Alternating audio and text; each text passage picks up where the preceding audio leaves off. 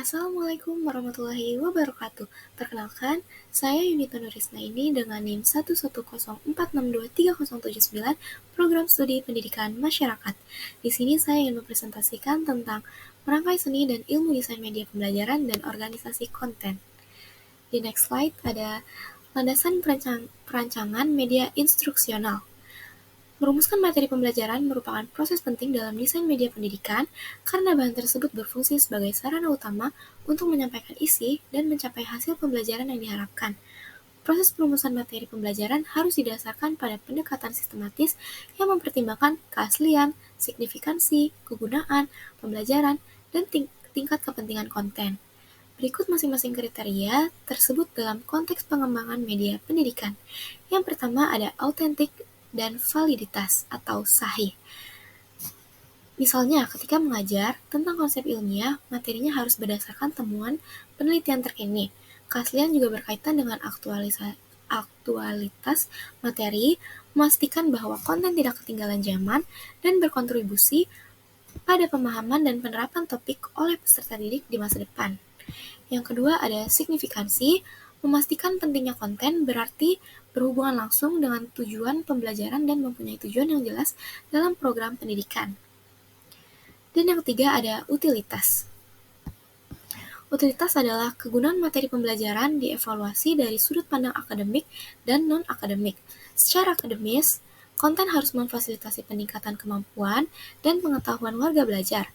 Secara non-akademik, harus memberikan kecakapan hidup yang dapat diterapkan dalam kehidupan sehari-hari seperti pemecahan masalah, berpikir kritis, dan komunikasi yang efektif. Dan yang keempat ada kemampuan belajar. Materi pembelajaran yang disampaikan tidak boleh terlalu mudah dan tidak boleh juga terlalu sulit bagi khalayak sasaran. Ini harus cukup menantang untuk mendorong pembelajaran namun cukup mudah diakses untuk dipahami. Dan yang terakhir ada minat. Untuk melibatkan peserta didik dan memotivasi mereka untuk mempelajari materi pelajaran lebih dalam, materi pembelajaran harus menarik, mereka harus membangkitkan rasa ingin tahu peserta,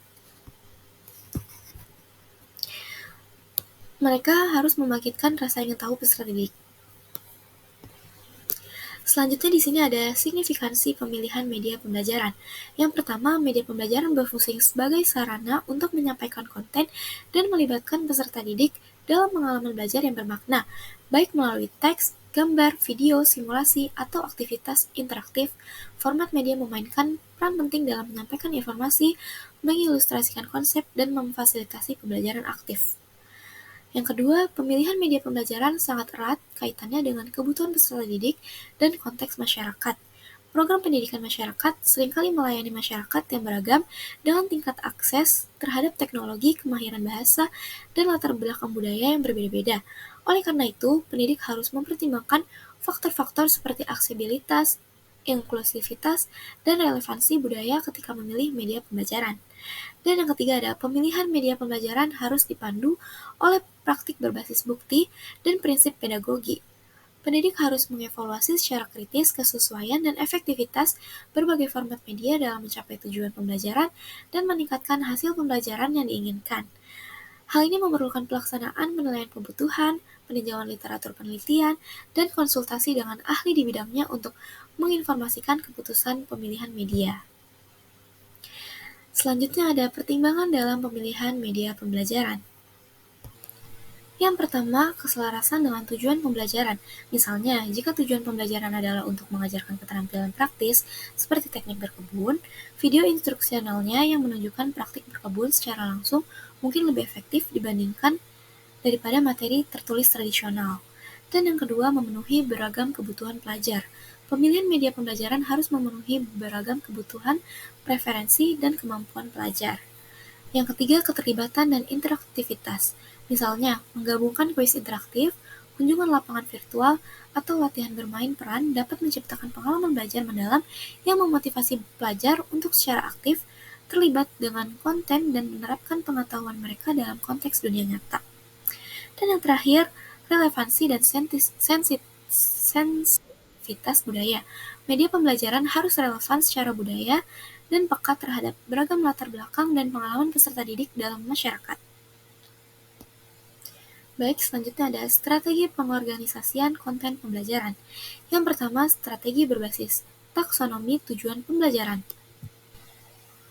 Taxonomy Bloom atau taksonomi Solo, Structure of Observed Learning Outcome, menyediakan kerangka kerja yang berguna untuk mengelompokkan tujuan pembelajaran ke dalam tingkat kompleksitas yang berbeda. Misalnya dengan menggunakan taksonomi Bloom, tujuan pembelajaran dapat dibagi menjadi tingkat pengetahuan, pemahaman, penerapan, analisis, sintesis, dan evaluasi. Dengan menyusun tujuan pembelajaran berdasarkan taksonomi ini, pendidik dapat memastikan bahwa peserta didik tidak hanya menguasai konsep dasar, tetapi juga mampu menerapkan, menganalisis, dan mengevaluasi informasi dengan lebih mendalam. Yang kedua, strategi mengurutkan konten pembelajaran. Pengaturan urutan yang baik memungkinkan peserta didik untuk membangun pengetahuan mereka secara bertahap, dimulai dari konsep yang sederhana hingga yang lebih kompleks. Sebagai contoh, dalam pengajaran matematika, konsep-konsep dasar seperti penjumlahan dan pengurangan akan diajarkan terlebih dahulu sebelum memperkenalkan konsep-konsep yang lebih kompleks seperti perkalian dan pembagian. Dalam menyusun materi pembelajaran dalam urutan yang tepat, pendidik dapat membantu peserta didik untuk membangun pemahaman yang kokoh dan berkelanjutan. Dan yang ketiga, teknik chunking. Teknik pengelompokan atau chunking juga merupakan strategi yang efektif dalam mengorganisasikan konten pembelajaran. Chunking melibatkan mengelompokkan informasi menjadi unit-unit yang lebih kecil dan terkelola, sehingga memudahkan peserta didik untuk memproses dan mengingat informasi tersebut. Di nomor 4 ada integrasi multimedia. Integrasi elemen multimedia adalah strategi yang ampuh untuk meningkatkan pengorganisasian dan penyajian konten pembelajaran dalam lingkungan pendidikan masyarakat. Multimedia mengacu pada penggunaan berbagai bentuk media, termasuk teks, gambar, audio, dan video, untuk menyampaikan informasi dan melibatkan peserta didik melalui berbagai modalitas. Dengan memasukkan multimedia ke dalam materi pengajaran, pendidik dapat menciptakan pengalaman belajar yang dinamis dan interaktif yang memenuhi beragam gaya dan preferensi belajar. Dan yang terakhir ada pembelajaran adaptif dan terpersonalisasi. Pembelajaran adaptif dan personal adalah pendekatan dinamis untuk mengatur konten pembelajaran yang menyesuaikan penyampaian materi pendidikan dengan kebutuhan, preferensi, dan kemajuan individu setiap peserta didik. Dalam lingkungan pendidikan komunitas, di mana pengajar berasal dari latar belakang yang beragam dan memiliki tingkat pengetahuan dan pengalaman yang berbeda-beda, pembelajaran adaptif dan personal dapat sangat bermanfaat dalam menciptakan pengalaman pembelajaran yang inklusif dan efektif.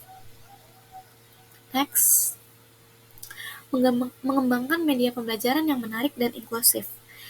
Di sini yang pertama ada pengembangan media pembelajaran berbasis UDL, pengembangan media pembelajaran berbasis pedagogi responsif budaya, pengembangan media berbasis pembelajaran interaktif dan gamified, pengembangan media pembelajaran berbasis desain pembelajaran multimodal, dan yang terakhir, pengembangan media pembelajaran berbasis pembelajaran kolaboratif dan sosial. Pemanfaatan teknologi dan perangkat dalam produksi media. Penggunaan teknologi dan alat dalam produksi media menawarkan peluang besar untuk meningkatkan pengalaman pembelajaran, mendorong keterlibatan, dan mendorong pengembangan komunitas dalam lingkungan pendidikan komunitas. Dengan memanfaatkan media pembelajaran yang mudah diakses, interaktif, dan relevan secara berdampak yang memberdayakan peserta didik dan mendorong pembelajaran seumur hidup dalam komunitas yang beragam. Melalui pelatihan, praktik etis, dan evaluasi berkelanjutan, para pendidik dapat memanfaatkan kekuatan teknologi untuk memperkaya pengalaman pendidikan, menumbuhkan keterampilan literasi digital, dan yang terakhir, memajukan inisiatif pendidikan masyarakat untuk kepentingan semua pemangku kepentingan. Di materi terakhir ada evaluasi dan revisi desain media pembelajaran. Dengan mengevaluasi media pembelajaran secara sistematis, berdasarkan kriteria yang ditentukan, mengumpulkan umpan balik dari peserta didik dan pemangku kepentingan, dan merevisi materi secara berulang. Berdasarkan temuan evaluasi, pendidik dapat meningkatkan efektivitas, relevansi, dan dampak materi pembelajaran, yang pada akhirnya mendorong hasil pembelajaran yang lebih baik dan keterlibatan komunitas dalam komunitas. Program pendidikan melalui upaya perbaikan dan penjaminan kualitas yang berkelanjutan, pendidik dapat memastikan bahwa desain media pembelajaran tetap responsif terhadap perubahan kebutuhan dan prioritas peserta didik dan masyarakat yang dilayani oleh inisiatif pendidikan masyarakat. Itu saja yang bisa dapat saya sampaikan, kurang lebihnya mohon maaf. Wassalamualaikum warahmatullahi wabarakatuh.